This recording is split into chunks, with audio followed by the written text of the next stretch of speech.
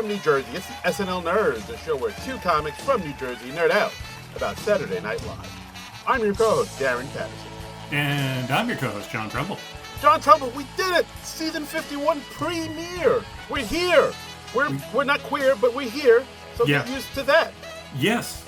And hey, since it's the start of a new season of SNL, welcome to anybody who, if this is your first time listening to the podcast, we appreciate you giving us a chance, tuning in and all that, and hopefully we can entertain you or enlighten you in some fashion or inform you or, I don't know, help pass the time while you're in the gym or doing your laundry or whatever the hell you do when you listen to podcasts. I hope we can do that. I hope we can be the constant noise in the background of whatever, more important tasks you're doing in your day. Yes, that's really all we're going for here. It's just like a low hum in the background. Yes, white noise. That's us. That's racist. Wow. All right. Yeah. My father was white noise, I'll have you know, sir. So how could I be racist? Okay. All right. Some of my best friends are white noise. Hey, I have a name. Oh, shit. Wow. Zingaroo. You're good, sir. You're good. Okay. All right. So yes, if you're just tuning in, we're here. We're talking about Saturday Night Live, the season 51 premiere, episode 1 from October 4th, 2025, with the host Bad Bunny and the musical guest Doja Cat. So should we just dive in? Should we? Or no, wait. We should probably talk about some of the changes in the show, because this is the first show for the 5 new cast members, and we got some new SNL writers as well. Yes. So, we've mentioned it before in past episodes. 5 new cast members, Tommy Brennan, Ben Marshall from Please Don't Destroy, Jeremy Culhane, Veronica Slowakowska, and Cam Patterson, no relation. They've joined the cast, and I think just a few days before this premiere, they announced that they added several new writers, and a writer left. August White has left the show.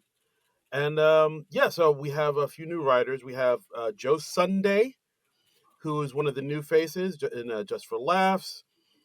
She was a comedian who I believe auditioned for the show, but they hired her on as a writer.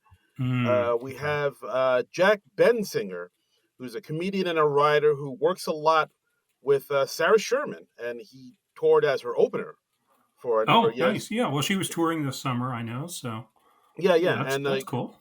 Yeah, and he's an EP on Sarah's upcoming HBO special, which will be out in December.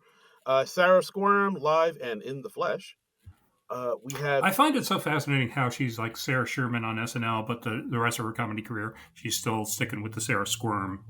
Yeah, I think it's a way to differentiate the two. Like, it's almost like how, I guess, like when Eddie Murphy was a comic. He was still doing his dirty blue comedy on the stages and on the streets, but like on SNL, he wasn't as crazy raw. He was like a more an SNL NBC friendly version. So, like he was still Eddie Murphy in both places. I don't think her comedy is substantially different. I just find it interesting that she's using the two different names professionally. Because I feel like because she was only Sarah Squirm before she came on SNL. Yeah, and I feel like Lorne or the network or somebody was like, we've never had a performer use an alias on the show, and we're not about to start now. So it's Sarah Sherman or nothing. I feel like it was an ultimatum, Yeah. It's almost like Paul Rubens had to be on as Paul Rubens, not Pee Wee Herman type of thing. Something like that, yeah. Something like that. Okay. We also have Maddie Weiner, giggle. He's comedians, got Just for Laughs new faces in 2021. Performs regularly at the Comedy Cellar in New York, and was on Tonight Show in 2024. We have Rachel Pegram, who wrote for a number of shows, including Killing It on Peacock. That's the show with Craig Robinson. She wrote on the Netflix show Blockbuster, which had Randall Park, and HBO Max's Harley Quinn, the DC character. Right. With Kaylee Cuoco doing the voice of Harley Quinn. Yeah. So she wrote on that, and she performed in a few things like Netflix's The Week Of and Mike Birbiglia's Don't Think Twice. She was in that as well. Oh, And and we have covered Don't Think Twice on the pod. yeah, So so go check it out, guys. yeah, We have Claire McFadden, who's on a Non-Productive.com and on YouTube. So yes, absolutely. Claire McFadden, SC alum, Second City main stage, but toured with the National Company. Was in Edinburgh Fringe Festival, San Francisco Sketch Fest. She's done a number of things. And the one that interests me the most is Maxwell Gay and Tucker Floodman, who's a writing duo from the Harvard Lampoon. hmm. Like I feel like we haven't got any Lampoon guys in a minute on this show. I mean, the last one you could say was Colin Jost, but it does seem like it's been a minute since then. I mean, well, Colin Jost has been on the show for quite a while. I mean, even before he Yeah, started on Update, he was a writer on the show before that. And the Lampoon's given us other very notable people like Conan O'Brien, yeah. um, Al Franken, Al Franken. Yeah, okay, Simon Rich. Yeah, it's true. So yeah. we got some Lampoon boys up in here. I mean, we always need some Ivy Leaguers on SNL because I mean, Indeed. if we're not hearing from privileged white people, are we even doing a comedy show? When will their voices be heard, John? It's just not enough. Not enough. Yes, please tell us more about how difficult it is to buy a tweed jacket with patches on the shoulders. I mean, I'm going jacket shopping tomorrow, so Ooh, I'll tell you all about my trials and tribulations with that next week. I yes. think. Wait, shoulders or So, elbows? I always get the two mixed up. well, shoulders are the things near your head and your neck. Oh, got it. Elbows are those things in the middle of your arms. Got it. So I meant all yeah, right. I meant I'm elbows. holding my elbow up to the I, camera right now. I see Our it. podcast listeners can't see it, but this is an elbow. This is a shoulder. Very nice. So, Wow, you passed I health mean, class. nominally these are still shoulders. They're not really. Unlike a man, they would be, but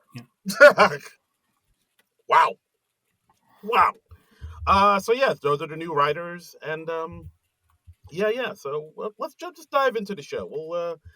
We'll give our thoughts on this as we go because I have a few thoughts. yes, I have even fewer. Um, Wow. All right. Wow. I guess that's so I mean, yeah, we got the Pete Hegseth cold open. Starting out with like one of the new cast members, yeah. uh, Jeremy Colhane. Jeremy Colhane, and he's not going to be on camera for very long, but still, it's kind of cool that he's kicking off the show on his first show. That's got to be exciting for him. Yeah. Look at him. Look at him. He's doing it. Look at me, So, Ma. I made it. I think James Austin Johnson did the same thing on his very first show, if I remember correctly. So Yeah. I think they gave him so long ago. I feel like they gave him the Biden impression, right? Or something. yeah, I think so. I'd have to go back and double check, but I just remember that he kicked off the show and we commented on it at the time. Right. So But yeah. So basically, the cold open is talking about the time Pete Hegseth, our I don't know, Secretary of War or whatever he is. yeah, You know, and let me just say that name is so fucking dumb. it really is. It's like I want to be named something badass. Yeah. So, want Secretary of Defense, that sounds wimpy. We're going to start some shit, so I'm the Secretary of War. I'm the Master of War. Call me that. That's my gamer handle now. Just let him call himself like General Von Badass or something. Let's go all the way with this thing. Yes, General. Anyway, So he was addressing the generals this week in a speech that went over beautifully. I mean, yes, 5 stars, no notes. Everything yeah, went off swimmingly. yeah, no Yes, complaints. And we got a white dude in the Trump administration. Who else are we going to have play him except Colin Jost? of course, the white of all whites. Yeah, I uh, think that's what it says on his business cards. Colin Jost, the white of all whites. on a white business card Yes, yeah. in white ink. It's bone. Yes, exactly.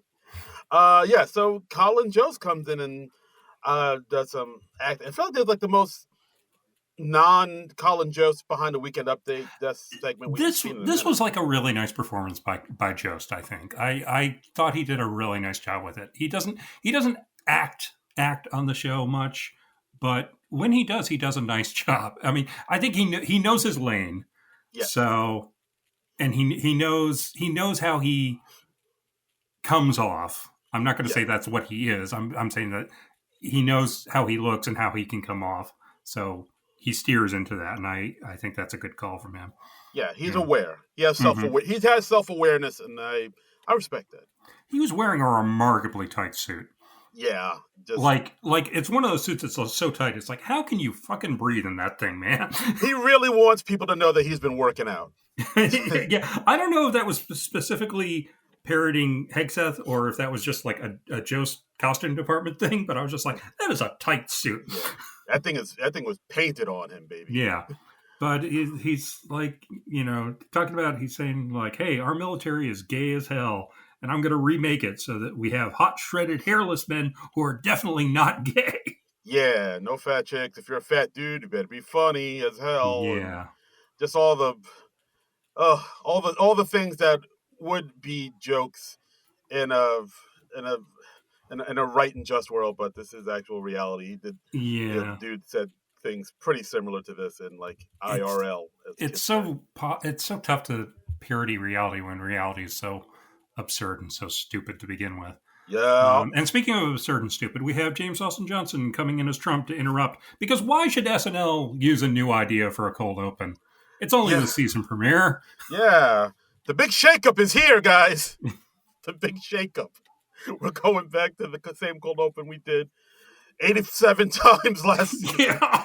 I mean, what is there new to say about it? It's like, oh, the cast member freezes, and James Austin Johnson comes on as Trump, and he's like, hey, bah, bah, bah, bah. And, I mean, yeah, I mean, like his impression is still great, and mm-hmm. he will say some things that'll get a chuckle out of me, like, oh, Yeah.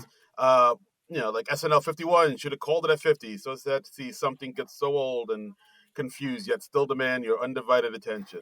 Yeah, I mean that's a good line. I just wish they have a new slant or a new take on Trump, or comment on the Trump administration without showing him every damn time. And Yeah, I bet James Austin Johnson would like to play more characters on the show rather yeah, than just Trump every week too. And something that struck me when I was looking at him is James Austin Johnson really not fat enough to play Trump. They no, should.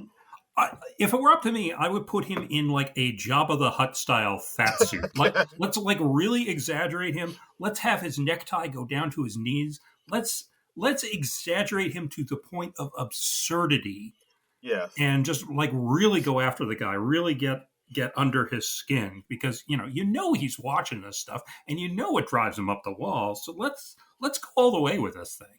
yeah. Just put a red necktie on an orange beanbag chair and Right. call that the president.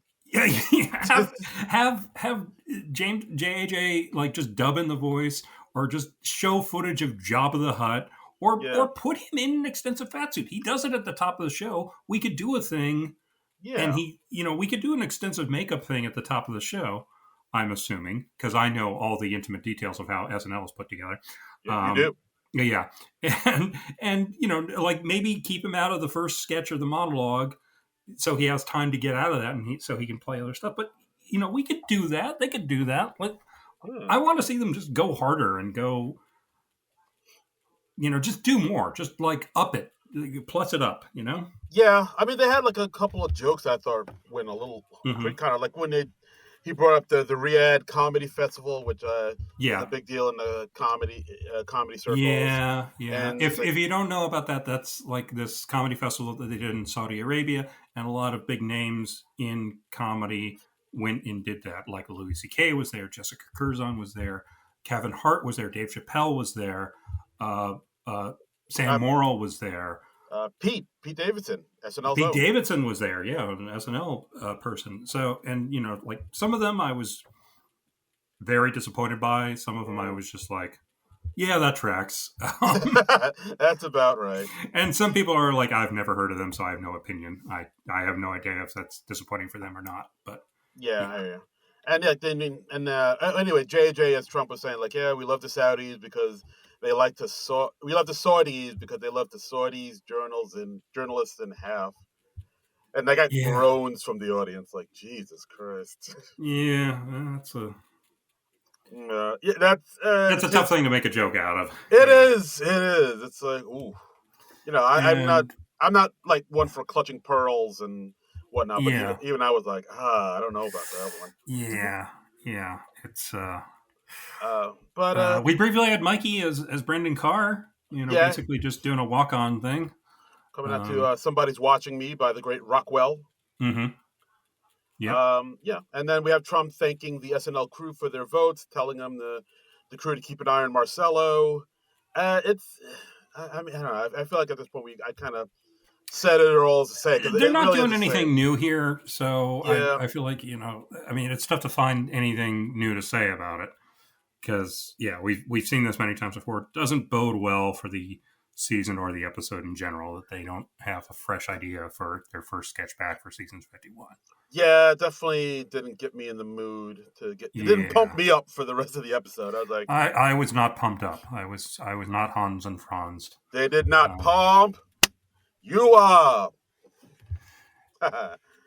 was it weird for you seeing in the opening credits like it's the same beginning as season 50, which kind of surprised me because I was thinking like, oh, maybe they'll shoot a new one for season 51. They usually hang on to their openings for a couple of years, but with the cast departures, I was thinking maybe they're going to shoot a new one.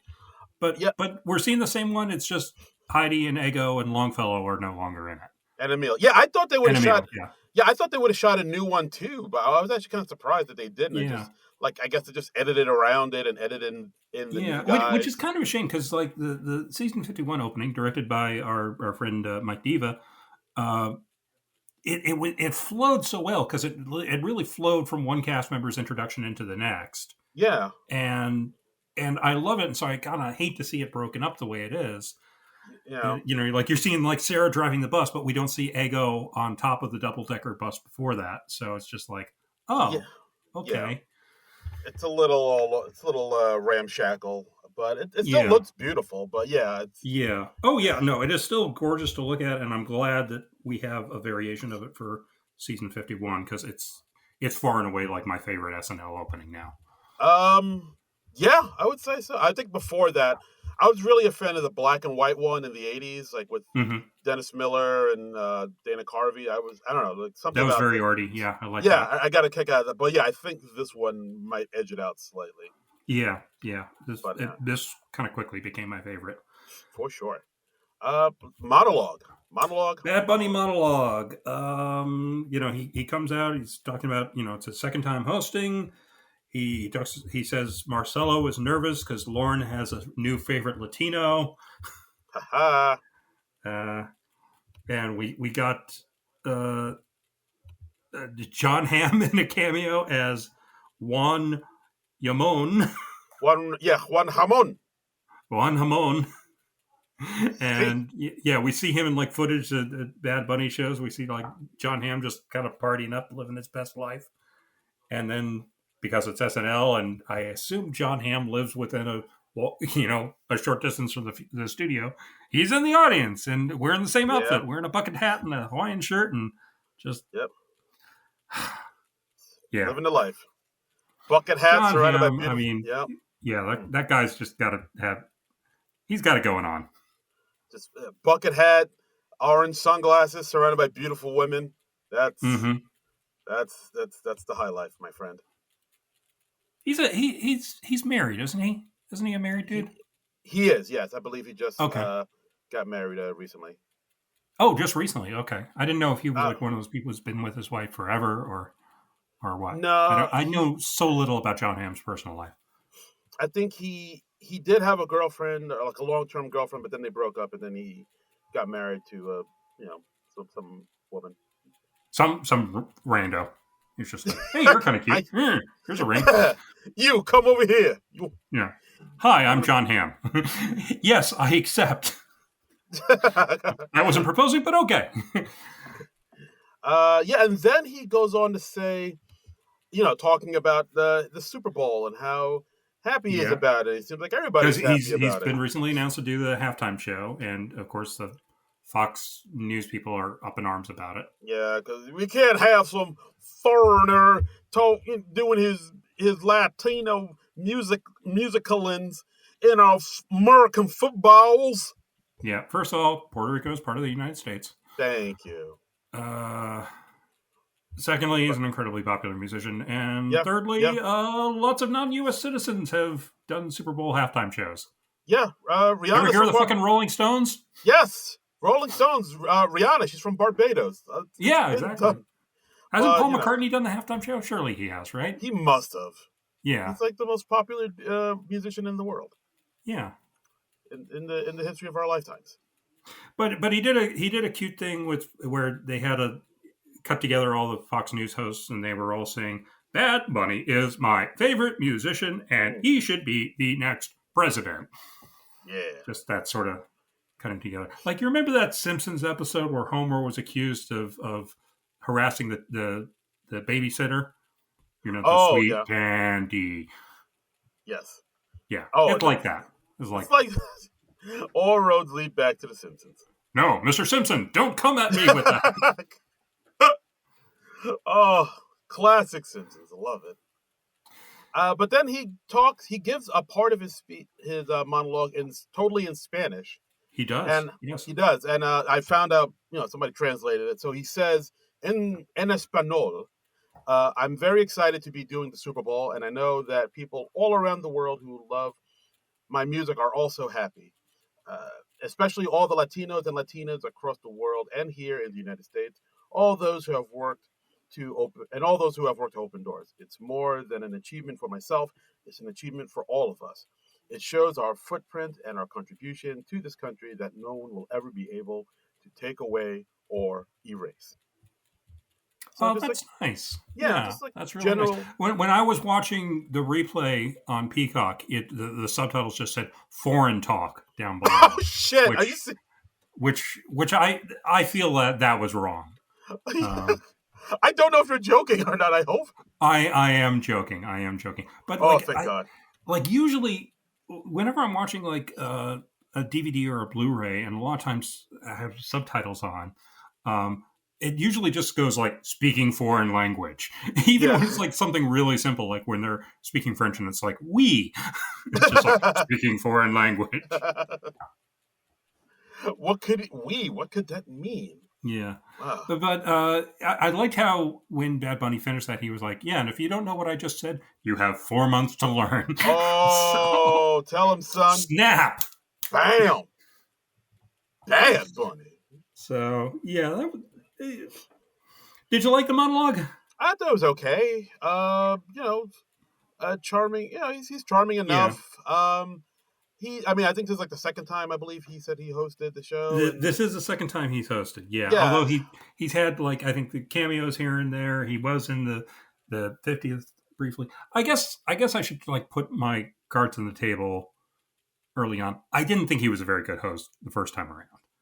okay. Did that change the second time around, or I wasn't enthused about him returning as a host because I don't think he was. I didn't think the show he hosted was very good, and I didn't think he was all that great of a sketch performer. Like I don't really care about how famous or not famous a host is. I just want them to be funny yeah, and versatile and like do a lot of stuff and be game. And he was game. He did a lot of stuff, but I still don't think he was very good. And also because English is not his first language, that is a bit of a barrier. yeah. So No, and like I'm not saying like, oh, his English isn't good enough to be on the show. His English is a fuck ton better than my Spanish. So see. but it's still at times it like throws the pacing off and stuff, and I felt like that kind of continued on for the show tonight. Yeah, no, I mean, I'll put my cards on the table as well, sir. I would agree with you for the most part. Like, Mm-hmm. I know he's a likable person. He's like a international star. He sells out Yeah. stadiums and arenas everywhere. He pretty much bolsters the Puerto Rican economy whenever he does shows Yeah, there. true. And like and he's been in acting in a lot of movies. He's in two movies this year. He's Happy Gilmore 2 and the Darren Aronofsky film called Stealing. Mm. But as far as sketch comedy goes, like I think we'll talk about it. But yeah, like the first three Yeah, sketches. I feel like it's not his wheelhouse, and it feels like Yeah, this is a booking that was made because he's like really super popular, and I totally get that. You want a big person for the season premiere, and two because he got along with the people at SNL really yeah. well. especially Marcelo, because like as soon as I saw as soon as I saw he was going to host, I was like, Marcelo's going to be all over this episode. Yeah, I mean those two are peas in the pod. So Yeah, but yeah, I mean the first 3 live sketches, it's like up to him to anchor it, and I yep. don't think he quite. Yeah, I don't think he was quite up to the job. Like, okay, let's talk about the first sketch, Jeopardy. Jeopardy, and I think it's on YouTube. It's just Jeopardy with Bad Bunny. So yes. getting real creative with the titles, and it's not, it's not the Jeopardy that Will Ferrell used to do with a very exasperated Alex Trebek. It's not Black Jeopardy that Keenan hosts. It's just Jeopardy, and we've got Andrew Dice Meeks playing Ken Jennings. We got Keenan as Lucas, but he pronounces it Luckass. Yeah, is that right? And they just keep calling him Luckass throughout the whole sketch. Yeah, get it? Because Lucas, Luckass. It's funny. And our other contestant is new cast member Veronica Slobakowska. I hope I'm saying that correct. Slobakowska. It's going to take me a few weeks to get the new cast members' names down. I'm bad with names normally. Like just ask Derek over here. Hey, wait a minute. I think you're talking about me. It's Derek, right? Sure. Okay. It's pronounced Derek. And then we have Bad Bunny as Duke, who is in last place. He's got like negative 18K. Yeah. And it quickly emerges that the problem is he's not giving the answer in the form of a question. That classic Jeopardy mistake. Yeah, like when they ask a question or when they give an answer, yeah, he knows the answer, but the correct answer, but he keeps forgetting to form it in a form of a question, and that confuses. Yeah, that's basically the gist of the whole sketch. Which I don't think is that funny of a premise. It's not. It's not really. Yeah. Like I think this is like our first issue because like it's a premise that's not that funny to begin with. Right. So it really depends on a cast the performances, and somebody that can kind of make hay of a lackluster premise. Right. And the fact that it's Bad Bunny who's like kind of the main focal point of anchoring this whole thing and making it go. Somebody who's not really doesn't come up in the sketch comedy world. Yeah. The sketch is already getting off to like. Yeah, he's not really up to the task of carrying the sketch, I think. Yeah, and so it's so it doesn't, like towards the end he gets a question right where he's he's going on a rant about how confused he is, and he says like, what is the who, and that turns out to be the answer to the question to the answer. It was just because it was like, it was a band that was formed in 1964 in England, and they used to be known as this. The Detours. The Detours, thank you. And like, he just doesn't understand. It's like, I don't understand, like you say, who is what, when is where, what is the who. Yeah. And it's like, that's it. Yeah, that's right. What is the who? Yeah, so it's like that other thing we've seen in a million game show sketches of the person wins by accident. Ha ha ha ha. So, yeah. Yeah, it's not a lot new here, really. Yeah, it's not a strong premise. The performances are kind of we're falling back on the crutch of silly names with the Lucas character that Keenan's doing. Yeah, Keenan's doing his usual eccentric guy thing. Yeah, I don't. Did Veronica have much to do? I can't really recall. I didn't. Not really. Yeah, not much. Dice Meeks doesn't really have a take on Ken Jennings. Maybe that'll develop in time if he does this again. But Ken Jennings is a tough guy to parody because there's not a lot to lock on to. Yeah, he's a bit of a manila envelope. Yeah, I think he's fine as a host of Jeopardy, and I enjoy him when I watch. But yeah, it's not too much to glom onto for a proper a proper depiction of him. Yeah. But yeah, so yeah, already I'm also surprised this is like the first sketch of the night because this was like, all right. They like putting the game show sketches up top. They love their game show sketches up top. They do. And, I've said this many times before. I get it because a game show sketch gives you an instant structure. It gives you an instant beginning, middle, and end. Right. If it's a show like Jeopardy, people are familiar with Jeopardy and how it works, so you don't have to do a lot of legwork there. Yeah, I get all that. it's a easy way to start the day. Yeah, But yeah, but this was like, yeah. uh, All right, move on to our pre-tape yes. chat GPTO. Right. So this one we see Chloe Fineman as the spokesperson for it. For ChatGPT, of course, Mm-hmm. the hot new thing that all the kids are into these days. Right. But sometimes you want your ChatGPT to be more authentic and be more direct. So that's where you get ChatGPTO, where you talk to a Latino uncle. Yep. So and it's basically Marcelo and Bad Bunny as old aging Latino uncles. And Uh, giving out all sorts of misinformation. Yeah. Yep. We see Mikey asking him, "What should I get my wife?" And of course, Marcelo's like, "Hey, I don't. Let me see a picture of your wife." And so he sends a picture, and of course, he leers at the picture, and Mm-hmm. then Bad Bunny leers at the picture, mumbling to themselves. I heard the word "culo" in there, which in the Spanish world means behind or ass. So you can just Ah, imagine what they're saying so about they were commenting on her hindquarters. Yes. See, there you Yeah. go. I they did say that the big advantage of Chat GPTO is that it's 40% louder than the nearest competitor. There you go. Um, so Yeah, I think we see them playing dominoes at one point, just screaming as they slammed out dominoes. yeah, I I do was just like. like, okay, it's all right. Yeah, there's a few good visual gags. Like at one point, somebody asked Chat GPTO to draw them design a company logo for them, and he like hand draw some ratty logo on a past due bill, and just Yeah, holds it up. It's like, all right, that's something. And yeah. I think one guy, I think it was Jeremy Colhane, asking ChatGPT for like a good icebreaker for this first date he's in, and ChatGPT will tell them to take a cough drop and put it in your mouth, and Oh when you go yeah, down, I was like, wow. yeah. I was actually Like surprised they got you put that it in your through. mouth and then you're like blow on. Yeah, that's I was like, whoa, all we right, are late at night, aren't we? yeah. Wow. I mean that is something I've always heard though, but I thought it was a breath mint, but I don't know. The different strokes for different folks, I guess. I think it's an urban myth, probably, but Is it? I don't know. I heard. I have no idea. I don't know. My college buddy said I've never been curious enough to try. never So pop into certs and see where the night takes you.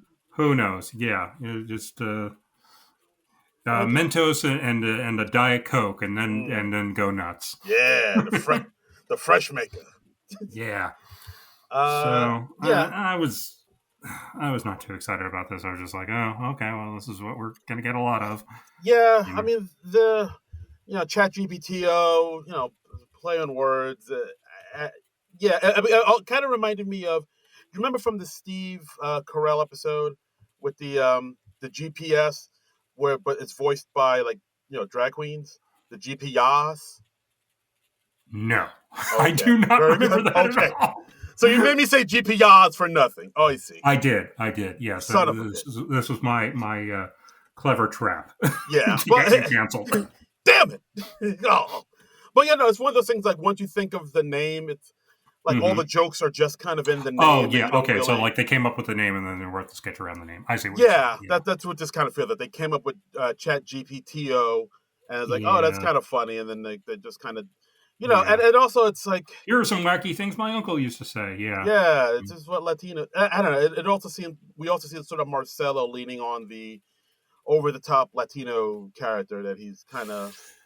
That's a big thing for He does that a that's lot. Marcella's main thing. Yeah, which Yeah, is why I've honestly gotten a little tired of Marcello because there's not a whole lot of variety to what he's doing on the show still. yeah. He's. I mean, I was hoping. Maybe this season could be the season where he like branches out and shows he can do different things, but he kind of leans on his go-tos and Hmm. a little bit too much. And like, Yeah, I was like, oh, dude, you got to show me something, man. Like, you're going yeah. to the same I don't well, want to go baby. so far as to call him lazy, but I feel like he's been kind of rewarded for not having a real wide range. Yeah, because uh, the character he does with the espresso tune. Oh, Domingo. Domingo, thank you. I was blanking on the name Domingo. How could you Bad blank with on names, Domingo? folks. Oh, like Domingo was such a breakout character for him, and I feel like he's been just he's I don't know if he's expected to stay in that lane or if he's just chosen to stay in that lane, but it's just like I want to see more in your bag of tricks, yeah, for sure. Just show us what else you can do, man. We're rooting for you, Marcella. We want to believe. Yeah. So next sketch, we got the donor. The donor. We got Sarah and Chloe as a couple. They're in a restaurant. They've decided they want to have a baby. They ask Andrew Dismukes to be their donor, as you do, because of course, look at him. I mean, you want that. You want that DNA to continue on to the next generation. Yeah, that Dismukes DNA. That Dismukes DNA. You want that all over you. You want that all up in you. Oh my God, John! Great Scott! So Dismukes is like, oh gee, this is a big decision. Can I think about it? And Bad Bunny is another patron on in the restaurant, Alberto, who says he volunteers to do it if Dismukes is not up for the job. Yeah, and that's kind of it. And he's an odd-looking guy because he's got like this bowl haircut and he's got the sunglasses and he's wearing a black sleeveless tee and just he looks like a real sketchy kind of guy. So yeah, and see, oh boy, I'm trying. You don't have to be nice, Darren. It's cool. It's cool. If you didn't like it, say you didn't like it. I'm not trying not to sound like a hater, John. Let the hate flow through you. No, I want to be nice. Yes. Let the hate flow through you. Oh. Come to the dark side, Darren. No, get away from me, Gollum. No, it's just that like this sketch all right. Earlier I talked about how he's just not good at sketch comedy, and this was a clear example of that. He was like kind of missing a lot of his cues, and like I don't know. There were like a lot of long stretches of silence from the audience. I didn't feel like the sketch was going over in a big way. Yeah, I mean the premise is first of all the premise is pretty thin. Like just some weird guy is like, I'll give you my stuff if he won't.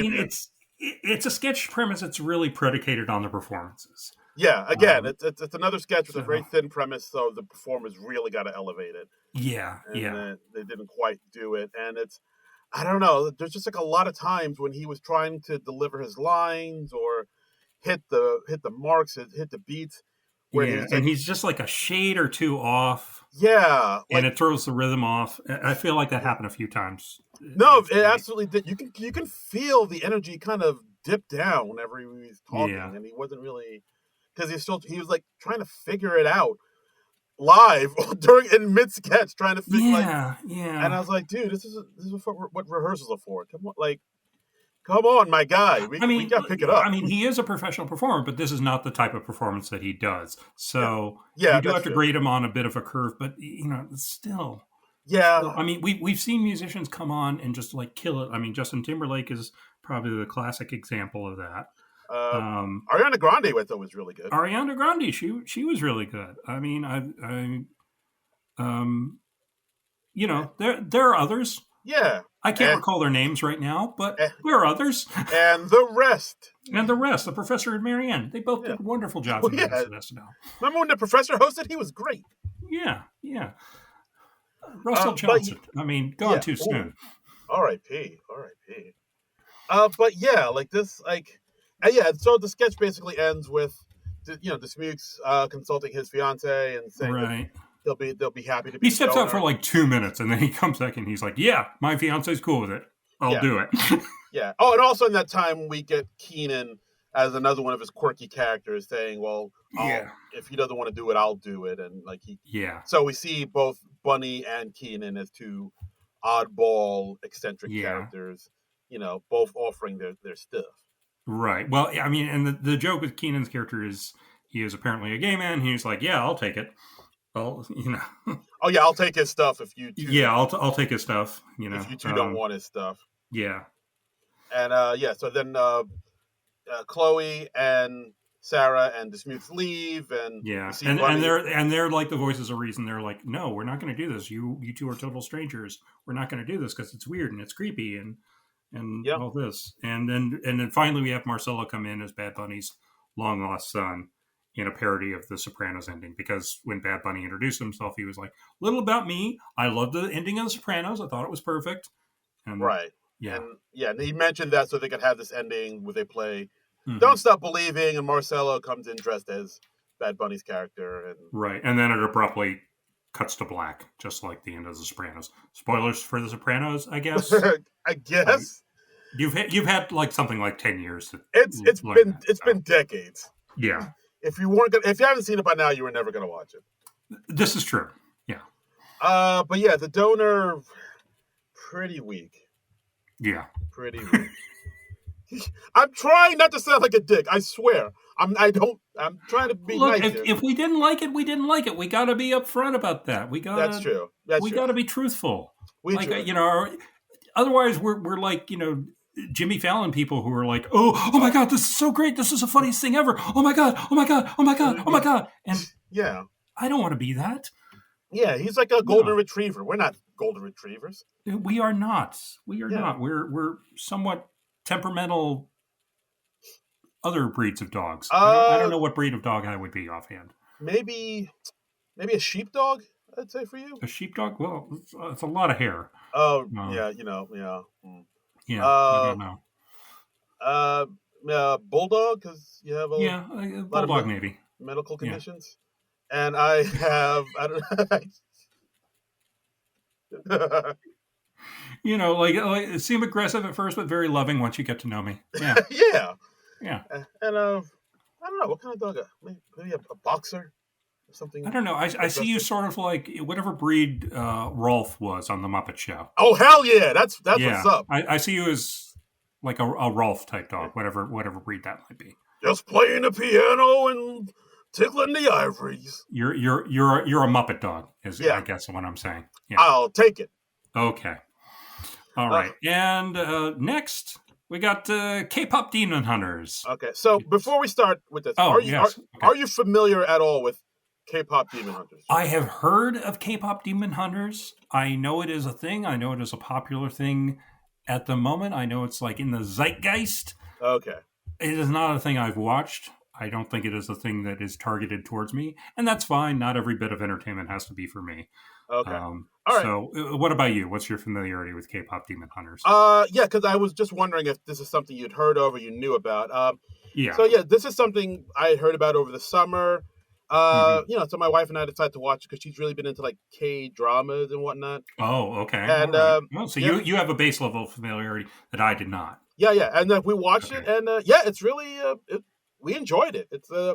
It's animated by the same studio that did the Spider-Verse movies. Okay. Yeah, and it's basically, I mean, what it's about, it's basically in the title. Like a K-pop band, 3 girls. They also fight demons with their music and weapons. Right. Okay. So like sort of like a cross between Powerpuff Girls and Scott Pilgrim, something like that. Yeah, Powerpuff Girls meets Buffy the Vampire Slayer. Got it. Something like that. Yeah, that's about that was basically my understanding of it. But it's a huge hit. It's a fun movie. Genuinely good songs, very good catchy songs. Mm-hmm. And I think this is like the biggest hit Netflix has ever had. I think it's like gotten the most viewings out of anything they ever put out. I know, like on the soundtrack for this movie, bigger than Tiger King, bigger than that chess show that I didn't watch. I believe so. Yeah. Okay. Bigger than that. I know 4 of the songs from this movie have hit like the top 10 Billboard charts. Now, is it a movie or a series? It's a movie. It's a movie. Okay. Yeah. So, it's like, it's won some awards, and it's really become like a huge phenomenon. And most watch, according to this, Netflix announced that it was the platform's most watched original animated film of all time. So they're gonna put sequels and everything into this, and because I mean that's the other thing about SNL, especially in the season premiere. We have to comment on every possible news story and every possible trend over the summer. even if it's a thing from like 3 months ago at this point. Yeah, I mean So, that's my main gripe with this sketch, because it is trending the sketch. It's all the yeah. trending I mean, topics that it happened. really is. I couldn't fit in anywhere else in the show. Okay, so we got Sarah and Chloe again, still in another restaurant sketch. A little repetitive from the donor, but Yeah, okay. they're even sitting in the same spots they They were. are. We really should have changed this in the blocking or something. They're sitting in the exact same seats as Are they the before. same couple? I don't know. Like, that is we got wild. we got Mikey Day in there. We got Bad Bunny as the fourth, and they're apparently all friends, and they're catching up and seeing like how their summers were, and they're talking movies. And Bad Bunny's character, he really likes K-pop Demon Hunters, and like to the exclusion of like all else. Right. So Yeah, that's basically it. Like, he's yeah. really into K-pop Demon Hunters, and the others haven't seen it or not really into it. And then he's angry at them for not being into K-pop Demon Hunters. Right, because he's like so eager to talk about it, and they're like talking about what's going on in their lives. Like Sarah's character starts saying, "Well, it actually wasn't a good summer for me. I'm not doing so hot." Yeah, I was on the yeah. Epstein list. Yeah, yeah. And it turns out she was on a JetBlue flight that just had a connection on Epstein Island. That was very funny. I liked that. Chloe's character later, she reveals that she wrote the Sydney Sweeney jeans ad. Yeah. And I was like, that was ages ago. And I looked it up. That was in freaking July. That was like 3 months ago. Yeah. Who the fuck cares anymore? They couldn't comment it on it because they were on a break, so they got to comment it here, because that's what we do. You know what, SNL? Like, if you're on hiatus for the entire summer, you can just let some stories go. Yeah. Like, we've done that. We don't need you to comment on every single thing that comes down the pike, you know? Yeah, it's okay to let some things go by the wayside. Yeah, you don't have to comment on something, especially if you don't have like a good take on it or anything really to say about it. It's just right. Otherwise you're just mentioning it because it's like, and then the audience goes like, "Oh yeah, that's a thing I sort of remember, I guess." Yeah, there was that quote unquote controversy about Sydney Sweeney and the jeans ad. Yeah, but yeah, you know, we had that. We had the Cracker Barrel logo thing, and then it comes out later on that it was like all driven by bots anyway, so it wasn't even a real story to begin with. Nope. You know, like Liam Neeson and Pam Anderson weren't really dating, apparently. Oh, Easter Bunny isn't real. I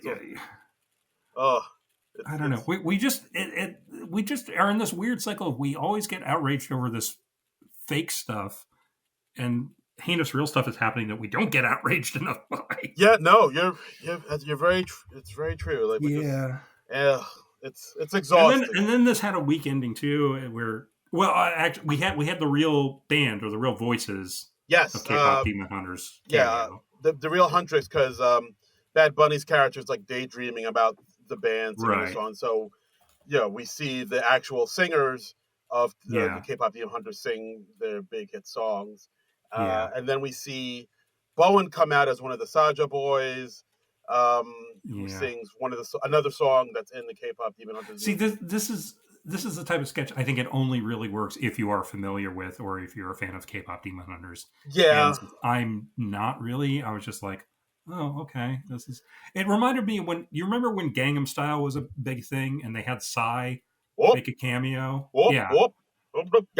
And he came on and he got a big applause because it was like the real guy, and that was like one of the first big pop culture things that I like. That train just left me at the station. So I was just like, oh, okay. I guess it's a big deal that this guy who I don't recognize is on the show. So yay. Yeah. But then Bone comes out as one of the Saja boys, and he sings the Soda Pop song, which is another big hit off of that movie.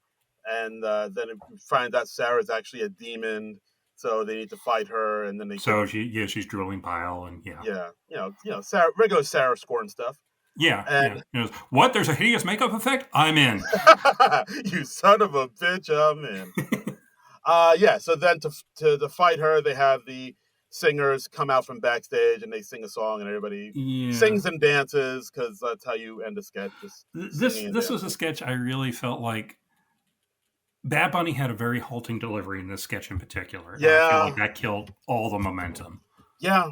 It's I mean, it's a thing he's done before where, like, he takes a minute to get out the joke, and it's like it slows down the momentum. It slows down everything in the sketch. You only got to wait for him to. Look, he's performing sketch comedy, which is not his native performance. Yeah. He's not doing it in his native language. I get it. I get why it's happening. I just don't like that it's happening. So Yeah, like I feel like it would be better if he was.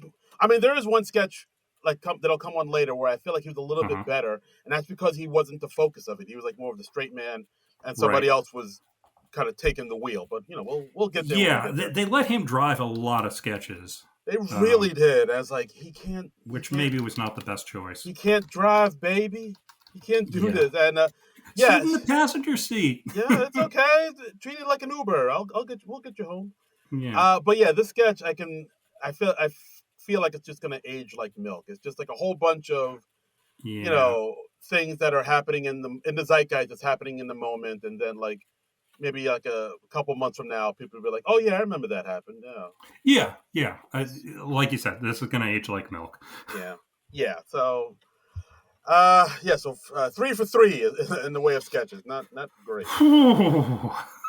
Next up, our musical guest, Doja Cat. Doja Cat. She did 2 numbers, as SNL musical guests are wont to do. First number, Amen, in all caps. Mm-hmm. Second number, Gorgeous. Go. The first number, it really struck me because she's like sampling the Knight Rider theme. Yeah. That's true. So I'm just hearing this. I'm just hearing in my head a shadowy flight into the dangerous world of a man who does not exist. That's right. And, I'm just like thinking about days of David Hasselhoff now. Yeah. So because I'm a Gen Xer, and when I hear that music, that's where my brain goes. Just sliding across the hood, Kit getting in. Did he slide across the hood? Maybe I'm thinking that was more of a Dukes of Hazzard thing. You know what? I am thinking about Dukes. I'm sorry. I'm getting my white male car drivers shows mixed up. See that you don't. Okay. Apologies. Yeah, the Dukes would slide across the hood, and they had to climb in through the doors. Yeah, because the doors through the windows, because the doors would never open for reasons I don't understand. Yeah, that seems super dangerous. Growing up, it kind of does. Yeah, that does seem like a safety hazard. It really does. Oh, it's hazard. Hazard. That's what you did there. Hazardous in more ways than one. Am I right? Yeah. But yeah, Doja Cat. She was right. Yeah, I mean, I get it. Very flamboyant, charismatic performer. I get it. Yeah. Yeah. Rapper, singer. I saw maybe flashes of a little bit, maybe some little Lady Gaga, a little Cardi B, and I can see that. Yeah, Nicki Minaj. Yeah. But if you put those all 3 of those into a blender, you'd probably get something like Doja Cat. Yes. Maybe you got yourself a stew going. You got yourself a stew going. Thank you, Carl Weathers. Yeah. But yeah, I don't have too many notes about that. Yeah. Second number, she was like sitting in a flower. I think she was like sampling her voicemail. Possibly. I guess it's a new way to. It sounded like a voice message in the middle of the song. I was like, okay, what's going on here? I don't know. The second number I liked way less than the first because the first one samples the Knight Rider theme. Second one I just thought was like a dull song that went on way too long. Yeah, the second song needed to sample another Gen Xer TV show from the 80s. Like, give me a little A-Team. Give me a little Silver Spoons. Give me some Airwolf. Give me something to latch onto. Some Sledgehammer. Give me something that reminds me of my youth. That is all I'm looking for, people. Yes. Simon and Simon. Do that, something like I'm not going to get through this midlife crisis on my own. Remind me of the past when times were better. Remind me of when I was young and vital. My youth, where have you gone? Weekend update. Colin Jost. Michael Che. Are you amazed as I am that it's still these two doing it? I thought for sure we would get a new Weekend Update team this season. I would have bet money on it, and thank God I didn't, because I would have lost all that money. I would have bet the farm that they would have left after 50. You don't even own a farm. Yeah, no. I Yeah. I would have bought an ant farm and bet that because that's Yes. the only farm I Which can is afford. somewhat less impressive, but Yeah, I would have still, you would be out a one ant farm. I would have bought the Alien Ant Farm CD and bet that. Bum-ba-da-ba-dum-bum, ba-da-bum-bum, ba-da-bum-bum-bum-bum. Hey, are you okay? Are you okay? Anyway, Weekend Update. Oh Colin yeah, Jost, Michael Che. They're still doing it. Well over a decade. They're still doing it. still doing it. They Yeah. have not left yet. They enjoy that job security. They're squatters at the update desk Right. at this point. Have to pry that desk from their cold, dead hands. I guess so. I don't know what's going on, man. They're the Keaton Thompsons of the Weekend Update. They kind of are. They kind of are. It's just, yes. All the people who left were people I would not have bet on leaving. Yeah. And there are people who stuck around who I'm just like, really? You're keeping that one? Or I really thought this person was out the door, but okay. Yeah. All right. You know. I can't But hey, call I've it. been running a successful late night comedy show for 45 years, so what the fuck do I know? Yeah. Absolutely. I mean, but they still got some good jokes. Che had the joke about how the generic abortion pill was approved before the shutdown. He didn't have a joke for it, but, whenever he mentions a product on the air, they could send him a box of free. So, Yep. I wrote Yay. that one down. Yeah. Just had a joke about, he went to lots of protests over the summer, but it paid off because they got the old Cracker Barrel logo back. Yeah. And he also joked about how it was his grandfather who posed for it. So, Seems about right. Yeah. The passing of Jane Goodall happened, and the family asked, in lieu of sending flowers, that the people please throw feces. They had an interesting thing where they had Chloe Feynman doing her Jennifer Coolidge voice, reading a Trump speech about Obama walking downstairs. It is as strange as it sounds. Yeah. It was funny, though. It was funny, yeah. Yeah. I mean, she's just doing it, just voicing over actual footage of Trump. Might have been funnier if Chloe actually came out as Jennifer Coolidge and did the speech, but I don't know. Maybe, yeah. I guess they were going for the juxtaposition between the Coolidge voice and the Trump footage, but yeah, they just wanted to get that visual up there, I guess. But they still got jokes. They still make me laugh. I can't hate on it too much, but I do enjoy them. I'm just ready for something different because it's been just a long time with this team, and Weekend Update, and I just want to change things up. Yeah, I agree. I mean, it used to be exceptional if Weekend Update anchors would stay for 5 or 6 seasons, and these guys have been on there more than twice that. So I feel like it is time for a change. Absolutely. Let's it's time for a change. Yeah. Time to rearrange. Yes. Absolutely. Yeah. You knew what I was going for, John, and I love you for it. Yeah.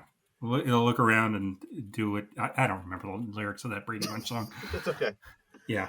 But next up, we got the death segment from one of the new guys, no relation, Cam Patterson. Cam Patterson, no relation.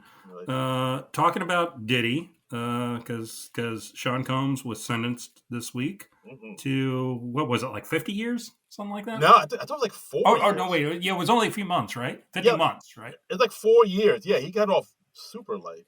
Yeah. But Cam Patterson doesn't want to talk about No Diddy. relation. No relation.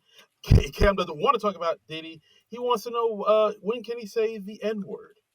Like, when you gonna let me loose? I feel shackled to this desk. Yeah, because he's like, I've been on this show for 45 minutes now, and this is about 45 minutes into the show. And he's like, when am I going to get to see the N-word? He had a very Chris Rock style delivery, I noticed. Yeah, like I feel like he's already sort of establishing himself as like the loose cannon, the wild card of the crew. Like almost like Tracy Morgan, Chris Rock energy, with his wild He's side like, show. If Chris Rock and Tracy Morgan had a kid, if science had figured out a way to have that happen. Yes, exactly. It might result in something like Cam Patterson, no relation. Exactly, yes. We got to say that every time. But yeah, Cam with his big, sideshow bob hair and some of the brightest teeth I've ever seen on a person. Like his teeth game is on point. I did not notice the luminescence of his teeth. I will keep a closer eye out. He's got chompers. He's got a Cheshire smile. Okay. I mean, I was very so on this passage. It's kind of a funny idea, but I just didn't think his delivery was very funny. Yeah. I mean, I might even go so far as to say he's ruined the name of Patterson for me. Oh boy, Yeah, it's a lot of heavy lifting now. I got to do to like when I hear the last name Patterson now, it has a negative connotation for me now. hashtag not all Pattersons, John. Okay. I mean, I feel very very bad about people in comedy with the last name of Patterson. Oh boy. I just don't feel it's right. I feel like we should drive them out of comedy. If there's any performers out there with the last name Trumbull, can you please audition to SNL within the next few months so I don't have to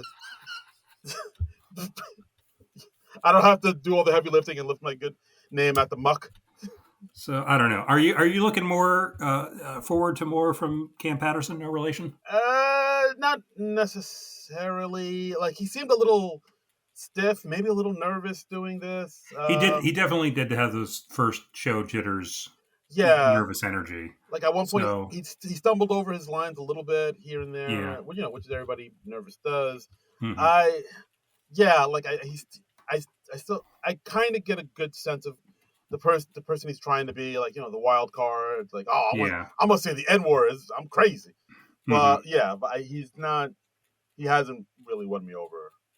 Just yet. No, he hasn't really won me over yet. I mean, at least I got an impression of him from this show, which is more than I can say for any of the new cast members so far, just because they haven't gotten to do much.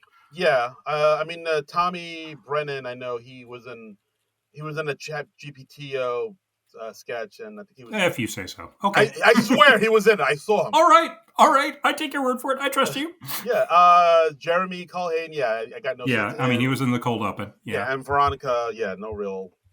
Veronica, she was in the Jeopardy sketch. So I mean, they were there, but tough to gauge. Yeah. I'm still getting to know Ashley Padilla and Jane Wickline. For sure, absolutely. Yeah. I hear you. So, but then we go to Dobby the elf, who is defending JT. Dobby the house elf, sir. The house elf. Apologies. Is the house elf because? Yes. Well, yeah. Oh boy. Yeah, that just sunk in for me. Whoa! Wow! You just blew my mind. J.K. Rowling, she's perhaps not as progressive as we once thought back in the 90s or early 2000s. She just threw her whole reputation just right down the toilet there, didn't she? It's like all she had to do was just keep her mouth shut on this one issue, and she would still be like the beloved children's author that she was for years and years and years. But she has just doubled down and be like, no, I'm going to be a horrible, horrible person. Yeah. And go all in on this anti-trans stuff. People, I don't know, people with horrible takes just need to make those horrible takes known. You will not silence them. It's so weird. I don't get that drive. I will shoot myself in the foot, and and you will watch. Yeah. But I liked how this monologue of Bowen as Dobby the house elf from the Harry Potter books is commenting, and he was calling Rowling out on some of her faux progressive stuff, like, remember when Dumbledore was gay after the books came out, and Hermione was black but only on Broadway, and the character of Cho Chang was Asian? Really? The character Cho Chang was Asian? Huh? Okay. Yeah. It's I mean, it is a thing where Dobby the Elf, played by Bowen Yang, we should mention. Yes, yeah. Like he does try to sort of show put in a few messages here and there, like talking about how I like that. How people think house elves are always a problem, even though they're only 1% of the population. Like, I see what you did there. Like, yeah. Like that. And of course, we also, but probably the 1% of the population are like a good 40% of all newscasts these days. Yeah. Oh boy, what a mess. But I feel like even though they had like a few messages like that slip in, I feel like the most thing people will remember from this is where we had a little bit of a wardrobe malfunction. We did when Bowen was hitting his head against the desk, and he was wearing like sort of this toga potato sack thing, and it came loose at the shoulder, so it kind of like was hanging down, and he had to just sort of soldier on. Yeah, so we that. You see Nip. We had a little wardrobe malfunction. Yeah, it was a real Justin Timberlake, Janet Jackson moment there. Yeah, absolutely. And in fact, even at the end of the newscast, he kind of like turns around and the mics catch what he was saying to Colin and Che, where he was like Colin goes, yeah, we're seeing it all, and Che said, you saw mine earlier, which was a callback to an earlier joke where he was talking about trans people in the booth. Yeah, trans people, and he was like, yeah, but I couldn't resist getting like a sweet rack. Yeah. And then we have a nice Photoshop thing of Che with huge boobs. Mm-hmm. If you're into that sort of thing, I don't know. If that's I'm not going to kink shame you. Yeah, if that's your search engine. Hey, man, that's your journey. Okay, yeah, go with God. But yeah, so overall weekend update, not the strongest, but again, I mean, weekend updates become very predictable in its own way. Yeah, it has become a victim of its own success, I guess, where they hit the same beats and do the same thing. It's just like, yeah, I think I'm with you. I think it is time we get some new blood. Yeah, I feel like it's just time for those guys to leave the nest, and I think it would be good for the show to change up weekend update, even if it's rough going at first, because I feel like Jost had a very rough start. Yeah, on update, I was very down on him like the first year or so he was at the desk. I mean, I came to like him, but I feel like it is time to pass the baton. It is. I'd agree with you. Even though I do still enjoy their jokes and their banter and all that stuff, it does. Yeah. It's starting to feel like, yeah, I enjoy it, but at the same time, it's kind of predictable. I feel like we're not a rut, but I feel like we're getting in the rut neighborhood. We're in hailing distance of a rut. Yeah, exactly. So absolutely. It's just like, and so I'd like to see them leave the stage before we're just like, oh God, these guys again. Yeah, exactly. Yeah. All right, but next sketch, Inventing Spanish. A sketch carried by Bad Bunny and Marcelo Hernandez. What? ¿Por qué? ¡Ay! So, this is like flashing back to back in the day when they were inventing the Spanish language, and the Iberians unfurls a scroll, and he's like, hey, here's the thing with Spanish. Every word is a boy or a girl. Yeah, like, morning is a girl, la mañana, night is a boy, la noche. Night is also a girl, and But I feel like with this one, like, Bad Bunny is sort of anchoring it, but Marcelo's helping a lot more. I feel like at this point they realize, he can't really anchor a sketch, so Marcelo I feel like Marcelo's doing some of the heavy lifting here. Yeah, I felt like performance-wise, this was one of Bad Bunny's better sketches, honestly. I thought he was decent in this one. Yeah, because he's not like the focal point. He's not doing a lot of the heavy lifting here. Yeah, I guess so. But I thought his performance in this was like light years better than what we saw in the Donor sketch or K-pop Demon Hunters, where just the pacing was off. Here, I felt like he was functioning how he had to, right, or how he was supposed to, I should say. Yeah, we have Mikey Day as the delegate from Barcelona. Barcelona. Yeah, he's sort of saying everything with a bit of a lisp, and he gets beheaded, and we see an eerily good Mikey Day severed head. Yeah, it's disturbing. It's disturbing, and do we have severed heads for every cast member? At this point? We probably do. Ooh. I mean, I know we have a few for Sarah. Yeah, for sure. We saw her head in a refrigerator last season, so... Yeah, she stayed keeping having severed heads. Yeah. I mean, if she could like sever her own head and then like put it back on for the next episode, I have no doubt that woman would do it. Ooh, detachable heads. Yeah, dream. She would be the pioneer in that area. Yeah. But eerily good Mikey head. So kudos to the SNL makeup department. Absolutely.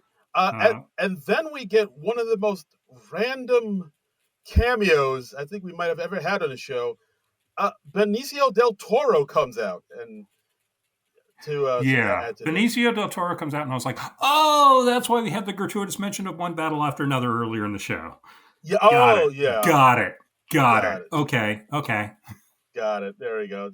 Well, come on. You'll like plug your movie, but we won't plug it in this sketch because, that would seem crass and clever. But we'll plug it in another sketch, and then you'll come on, and then everybody at home will say, I like that Benicio del Toro. I'm gonna go see him in that new movie of his with that Leonardo DiCaprio guy. Yeah. Come on. I like him. I'm gonna go watch that one battle after another. Yeah. He's I like that Paul Thomas Anderson. Yeah, he's one of my favorite movie auteurs. He is an auteur. Yeah. He is the author of his movies. It's just him and Quentin Tarantino. Yep. Southern Cinephiles, next. Southern Cinephiles, our new character. Now, I'll tell you what, I've been seeing these A24 movies. And have you seen them on the Criterion Collection? Ooh-wee. I just got the Criterion Collection. I just got the one from this is Spinal Tap, which is spine number 12. So it's real early in the Criterion Collection, and I just love them fake rock stars. They are so funny. This one goes to 11. That shit cracks me up. See, the aspect ratio on this one's a little bit different right here because you get more of the screen more than you do with the widescreen. That's have you listened to it with the commentary? The commentary is incredible. Excuse me, had to spit my tobacco into the spittoon, but Southern Cinephiles.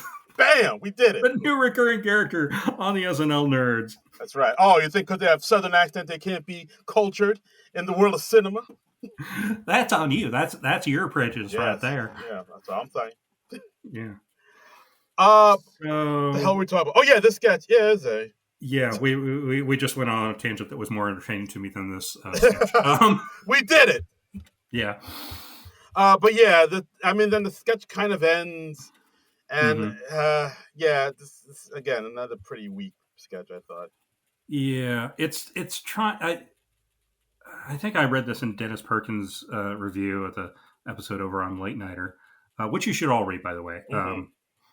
Because Dennis is a good critic, great writer, and he thought they were going for a bit of a Washington's Dream sort of thing, where for sure, pointing out like, oh hey, isn't this thing we take for granted actually really kind of weird because it doesn't make any logical sense, and just nowhere in the same league as Washington's Dream, either one of those sketches.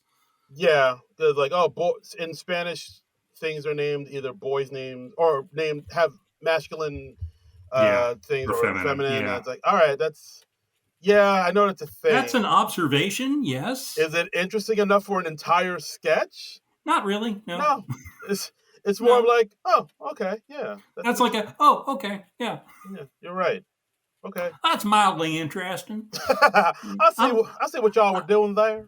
I think it was an attempt, but it didn't really you didn't really bring it home for me. Yeah, well, see what y'all were trying to do. You're trying to make a callback, you see, to Washington's Dream, because in that one you sort of look at the words and realize like, oh, and you're talking about measurements and like how our units of measurements aren't really consistent in a system the way like the metric system is. Like them Europeans, they got it figured out. Let me tell you that.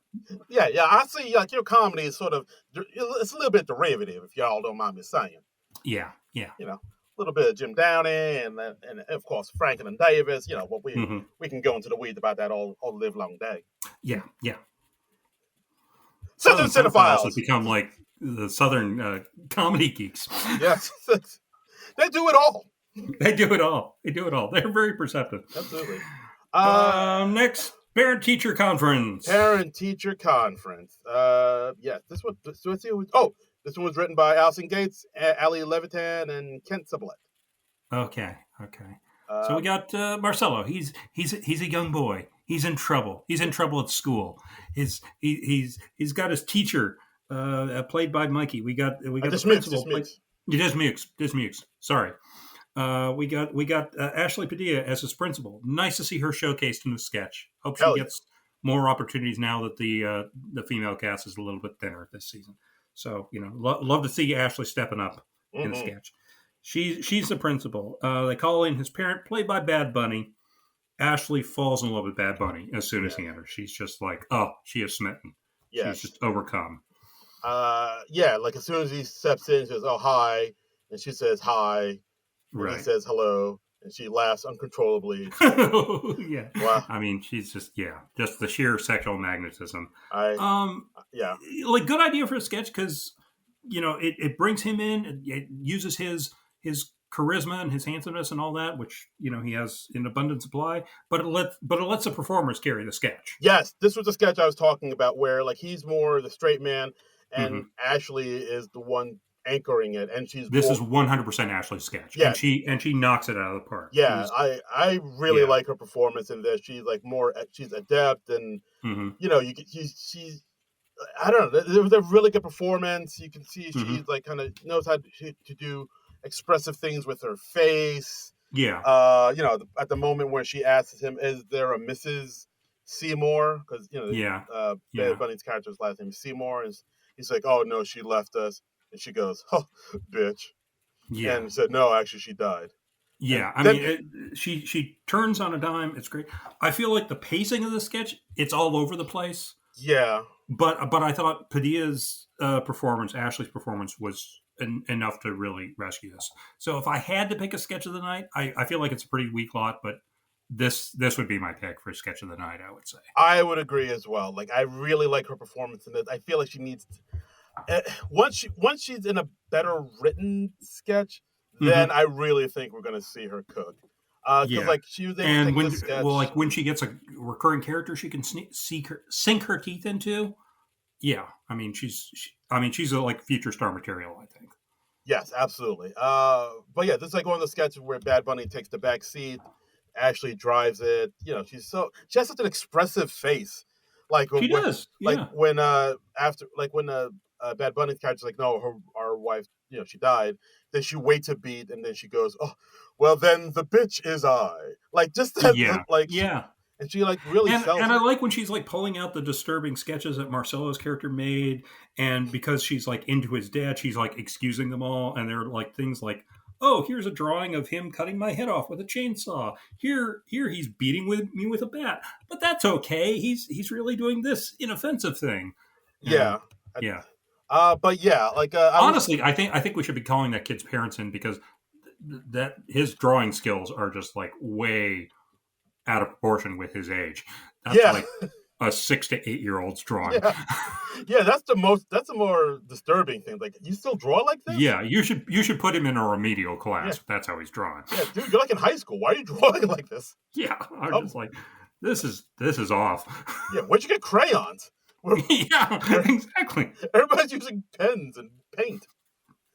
Get a Sharpie or something. Yeah, some crayons. Come on, man. But yeah, I would say sketch of the night for sure. Yeah. So the final sketch, I feel like I might need to take the reins on this one, because like feel free. No, just because no offense, I saw this sketch, and in my mind I thought, I don't think there's no way John knows like this. I feel like this might have confused you. I don't know, complimented or insulted by that. I don't. So I understand that this was based apparently on a real Spanish language children's show. We're talking about El Chavo de Ocho. Yes. English version. That's what it's dubbed on YouTube. Yes. So I mean, Kid from Number 8 in Spanish. Exactly. Like I recognize this because, as most people know, I have some Latino blood running through my veins, and like this is a show I did see a lot growing up. Oh, interesting. Okay. I saw it from time to time. Like basically, it's this. And you were like, John will not know or appreciate this because he's super racist. I didn't say that at all. Right? No, but the implication was there. Well, thank you. But no. Yeah. All right. So El Chavo del Ocho is the show that aired from 1973 to 1980, and it was a huge hit. It was a Mexican television sitcom, and it was a huge hit in the Latino community. Like, basically, if you were in the Latino community, you saw the show growing up, and then they would show reruns throughout the 80s and 90s. Right, so it just bores itself into your brain because you've seen it so many times. Exactly. And like, I remember seeing this at my grandmother's house growing up and whatnot. So it is one of those things in the Latino culture, know this show. So when they did this sketch, which is basically a beat for beat recreation of an episode of El Chavo del Ocho, where they tell the same jokes that they would have tell in that show, and they did it all in Spanish. In my mind, I was like, a lot of people are not going to get this. A lot of people are going to be really perplexed by this. I think the difference between this and, like, say, the K-pop Demon Hunter sketch, though, Mhm. is I think this was absurd enough that it could be funny in and of itself. I think Okay. K-pop Demon Hunters much more dependent on you being familiar with the thing they're parodying, and Okay. I All didn't right. I didn't really feel that handicap to this one. I I mean, we did lots of things like, Sarah's getting a pie in the face a couple times. I did feel like this is the sort of sketch where they're more amusing themselves than they're amusing us, the audience. Yeah, I can see that. So I would rate it down that, but I definitely rate it above like the K-pop Demon Hunters because Interesting. I felt like they were having fun, and I think the performances were kind of endearing. So Um, I think I'd go with that. Yeah, just because this is a big swing. I think just to do, hey, we're gonna do yeah, this beat for beat recreation of this Mexican sitcom from the 70s and 80s that only Latino people are familiar with. And we're right. going to tell the same jokes. We're going to do the whole beats. Like everything's going to be hmm exactly the same. That's like, that's a really big swing because you kind of run the risk of alienating a But lot of if you your can't audience. get weird in your last sketch of the night, then I mean, when can you?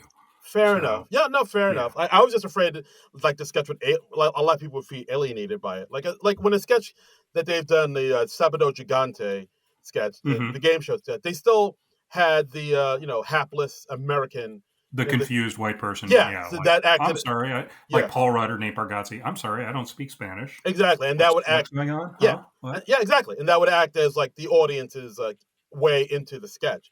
Whereas this Right. one, there's no way in. It That's is what true. it It is. is completely from a Latino point of view. Exactly. But Yeah. I mean, for that big swing, I kind of gotta tip my hat to them just for having the ball to do that. Mm. Okay. But yeah, That's but good. I guess that was it. Like I was wondering, what is John thinking about this right now? Because So he's it gets your Latino stamp of approval, is see, what you're saying. see, Okay. Okay. arriba. And that's the episode. Hmm. Overall, pretty dire. Yeah, I mean, we've said it That's before, and we've said like the first episode after a long break is always the ugly pancake of the yeah, episodes. that's a good metaphor. Good It's always metaphor. it's always the Yeah. end part of the It's like, loaf of whoa, why does this one look like the Millennium Falcon? What the hell's going on? What the? Yeah. it goes 57 prosecs, 57? I don't know. Hmm. But yeah, it's the first episode is always the end part of the loaf of bread. It's never the best part. Give Uh, us more food metaphors, please. I'm so hungry. Did you skip dinner tonight? What's No, going on, Darren? Everything okay? no, everything's fine. Everything's great. Okay, all right. Your wife Um, feeding you enough? yeah. But yeah, no. Actually, wait. I take that back. You do most of the cooking in your household, don't you? I did. I'm a bit of Yeah, a chef wizard. Yeah, you are. You are. I know how Yeah. to reheat some leftovers. Well, With the most bread. every time we sign off, Darren's like, "Oh, I got to go grocery shopping. Oh, I got to cook dinner. I got to Yes, do." Yeah, so I get the feeling that you do most of the yeah, cooking in the Patterson household. that's No right. relation. I'm a regular Julia Child. Yeah. But yeah, so like the first episode of After a Break is usually not the best. Yeah. Last season it was the Gene Smart episode, not the best of Yeah. that True. season. Yeah, and this is no different. It's them getting their Yeah. footing, getting their sea legs. Not great, but we see Yeah, them.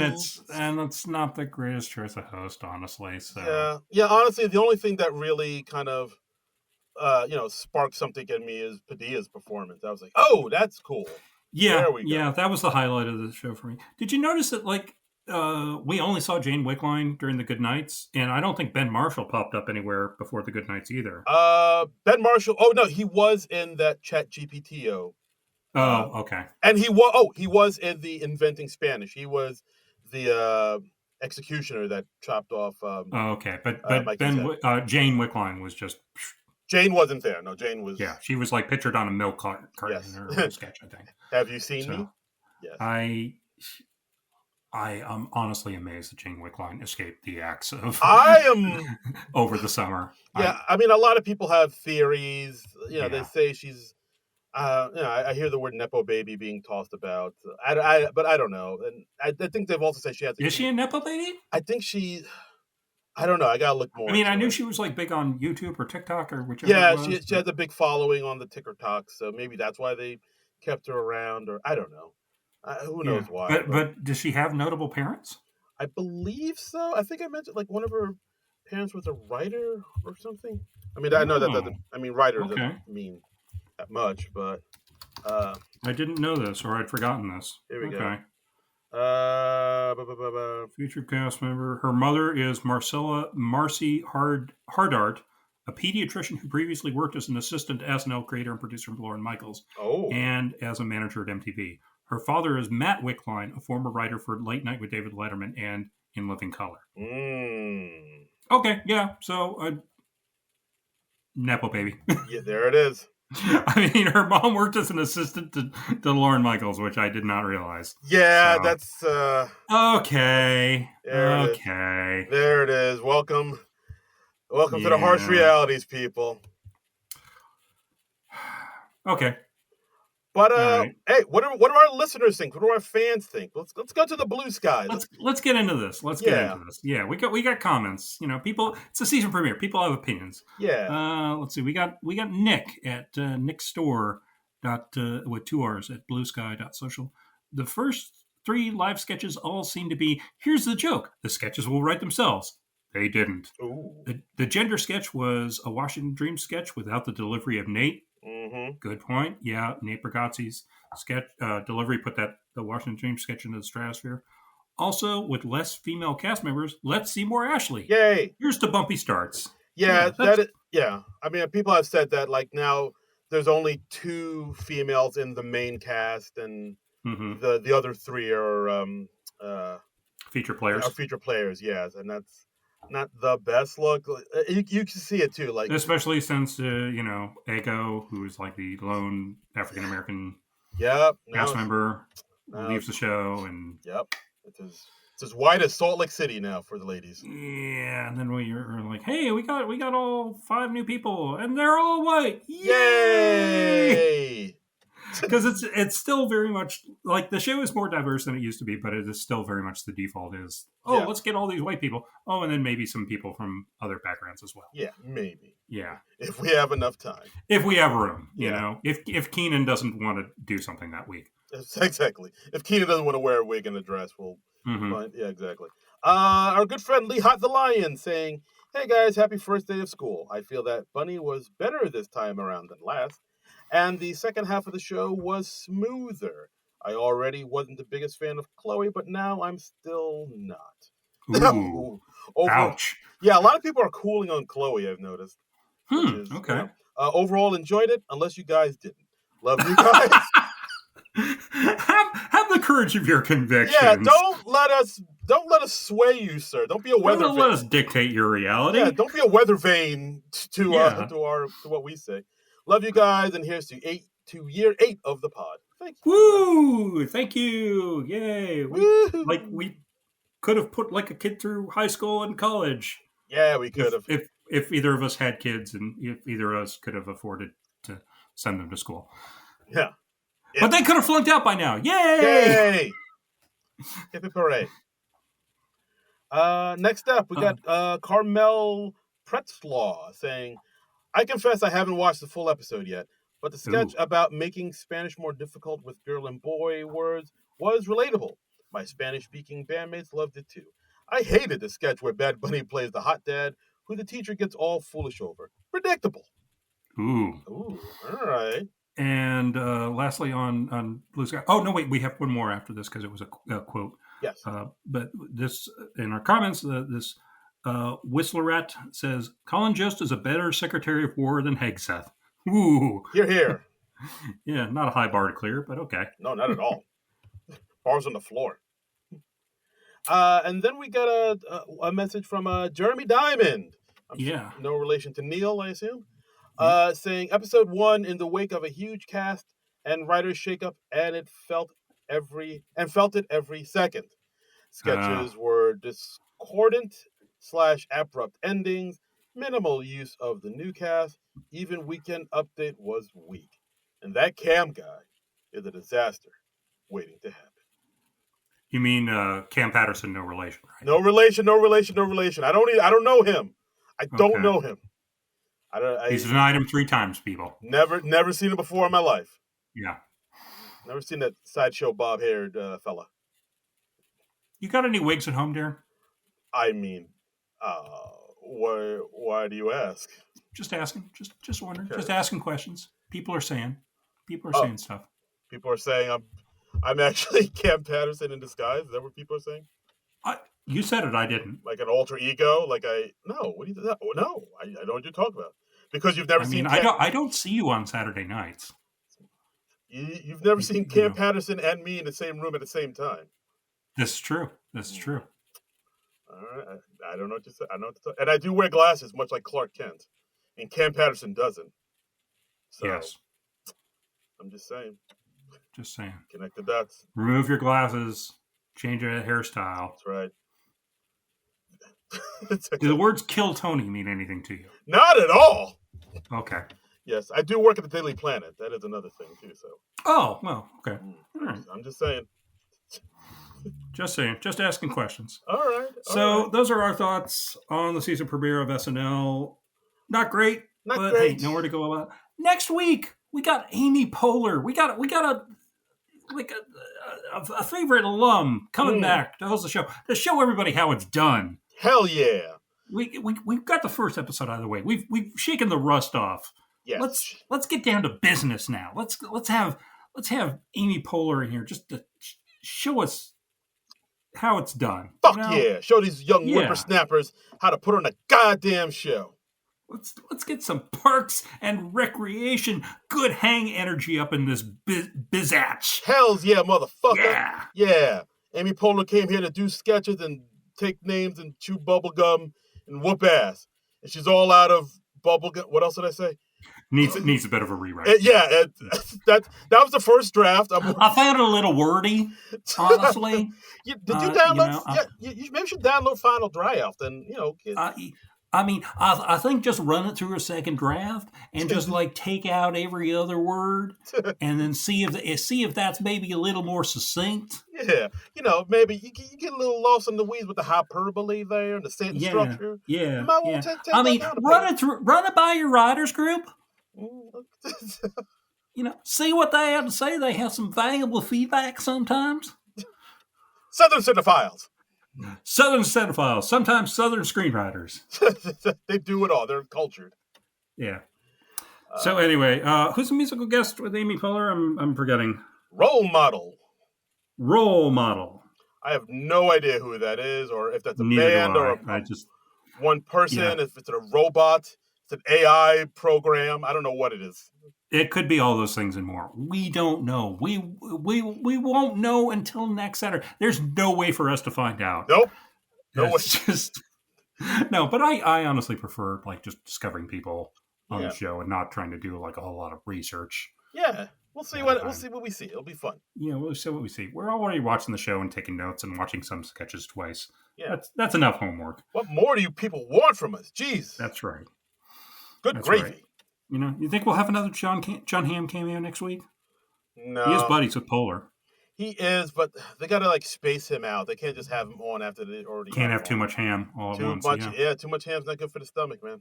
You get indigestion. Yeah, we could get I don't know, Maya, maybe a Faye.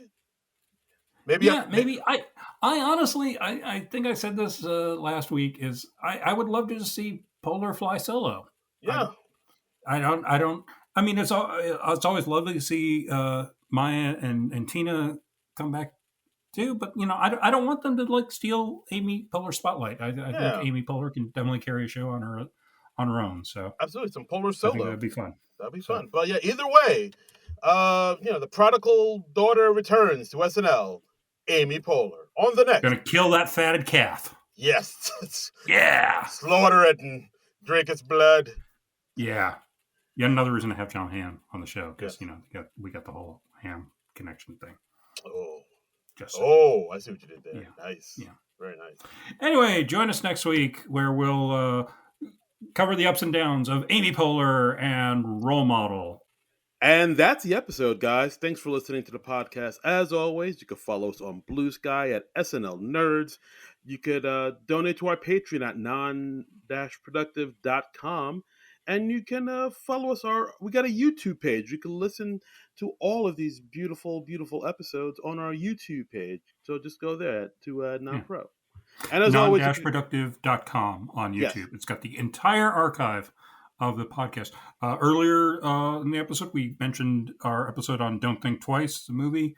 That was episode 146 with guest Jackie Byrne. And if you're interested in hearing what we thought about the original Bad Bunny episode, that is episode 256 from October of 2023. So, yeah, check those out.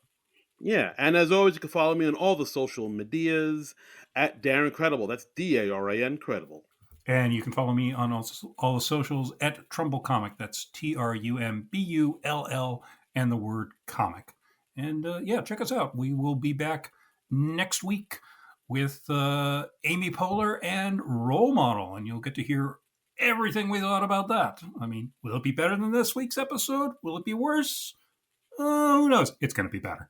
Yes. Nowhere to go but up. Let's be real. It's going to be better. Come on. Gotta. Well, that's our episode for this week, folks. So thanks very much for listening. If this was your first time listening, we hope you come back. You know, it's a hoot. It's a hoot. We hope you had a hoot. So, but join us next week. But until then, nerds out. Have fun editing that, Frank. Frank is gonna listen to this like, God damn it. God damn it! They didn't even do it the same length. Son of a bitch! Fuck you. Oh. This has been a non-productive media presentation. Executive producer Frank Hablawi. This program and many others like it on the Non-Productive Network is distributed under a Creative Commons Attribution Non-Commercial No Derivatives license. Please share it, but ask before trying to change it or sell it. For more information, visit non-productive.com.